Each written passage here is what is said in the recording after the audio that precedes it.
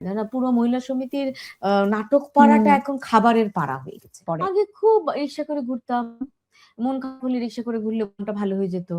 মহিলা সমিতির সামনে গিয়ে আড্ডা মারলে মনটা ভালো হয়ে যেত। এগুলি মিস করি এবং এগুলি যদি এখন আবার ফিরে পেতাম, আমাকে কেউ আটকে রাখতে পারতো না, আমি রেগুলার করতাম। কিন্তু এখনো তো আপনি চাইলে করতে পারেন। সে আগের এনভায়রনমেন্ট গুলি এখন আর সেরকম নাই।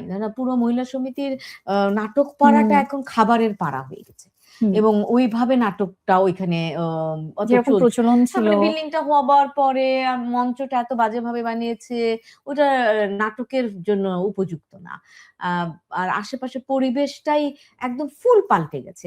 আপনার এখন তুমি যদি যাও তোমার গেলে মনে হবে কি শুধু খাওয়া দাওয়া খাবারের কোনো ইয়েতে অথবা মেলা বসছে এরকম কোনো জায়গায় গেছি। আবার সেটা সবখানে গেলেই না এমনই লাগে, মনে হয় যে আমাদের ঘুরতে যাওয়ার কোনো জায়গা নেই, কিছু করার নেই, শুধু রেস্টুরেন্টে গিয়ে খাচ্ছি, এটাই এন্টারটেইনমেন্ট। এটা এবং বাংলাদেশের ছেলে মেয়েদের এখনকার এন্টারটেইনমেন্ট হলো রেস্টুরেন্ট আর হলো আর নাহলে অনলাইনে খাবার অর্ডার দেওয়া, এটাই একমাত্র এন্টারটেইনমেন্ট। আপনি কি খাবার খুব পছন্দ করেন? ফুডি আপনি? না, আই এম নট ফুডি। আমি খুব আপনাকে দেখলে বোঝা যায়। না কেন, আপনি এত সুন্দর করে মেইনটেইন করেন, ফিট থাকেন, সবকিছু মিলিয়ে আপনি তো আমাদের কাছে পারফেক্ট।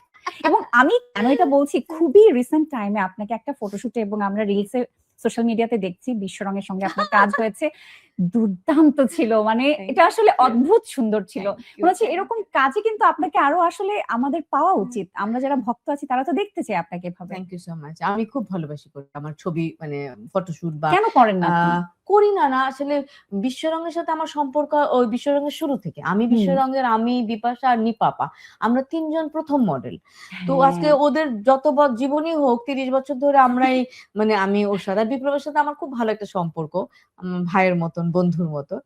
ও বললে আমি কখনো না করতে পারি না, আমি যাই, আমার ভালো লাগে। কারণ বাংলার শাড়ি, বাংলার তাঁতটাকে মানুষের সামনে নিয়ে আসা, আর আমি অসম্ভব শাড়ি পছন্দ করি। আমি ভাত খেতে না খেয়ে থাকতে রাজি আছি, কিন্তু আমাকে এটা মনে হয় আমাদের বাঙালি মেয়েদের একদম একটা সাইড, এটাই শুধু যে আমাদের শাড়ি এরকম বলি যে আমি শাড়ি কেনার জন্য খুন করতে পারি। তাহলে আলমারি ভর্তি শাড়ি আছে। এটা একটা বিভৎস। আম্মা খালি বলতো তোমরা মানুষজন বাড়ি বানায় নিজেরা থাকবার জন্য, আর তোমরা বাড়ি বানাও কাপড় রাখবার জন্য। এটা সত্যি আমাদের আসলে দরকার, প্রফেশনেও তো লাগে।